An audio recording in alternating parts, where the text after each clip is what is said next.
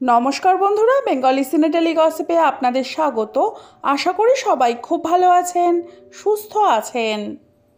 টলিপাড়ায় যেন একের পর এক বিচ্ছেদের খবর। যিশু ও নীলাঞ্জনার ঘর ভাঙার খবরে তোলপাড় টলিপাড়া।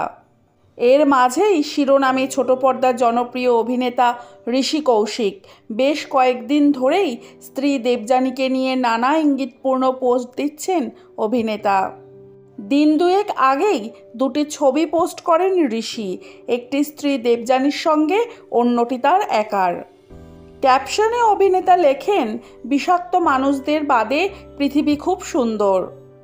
এবার যেন আরও এক ধাপ এগিয়ে গিয়ে সেই জল্পনাতেই শিলমোহর দিলেন ঋষি।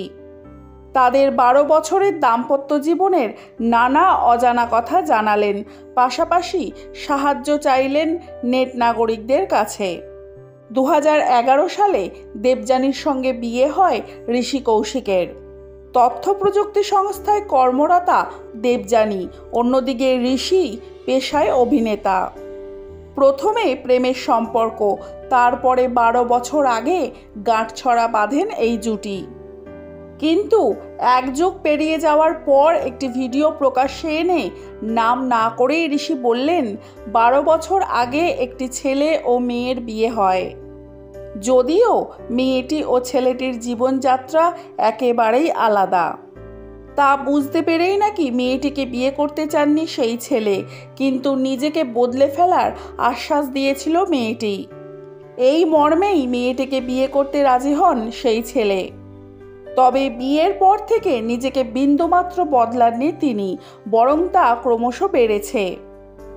ঋষি জানান, মেয়েটি বড় তথ্য প্রযুক্তি সংস্থায় কর্মরতা।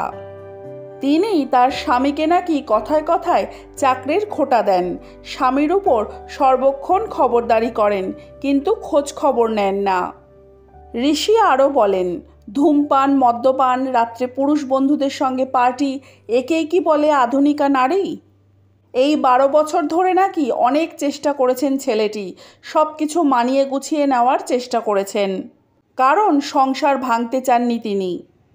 ঠিক যেমনটা করেন আর 5টা মধ্যবিত্ত বাড়ির ছেলেমেয়েরা, তিনিও সেই পথে হাঁটছিলেন। কিন্তু সেই মেয়ের মধ্যে বিন্দুমাত্র পরিবর্তন নেই। যদিও তিনি সংসার করতে চান না, তা খোলাখুলি বলেননি কখনো। নেপথ্য কারণ হিসেবে আর্থিক নিরাপত্তার প্রসঙ্গ টানলেন ঋষি।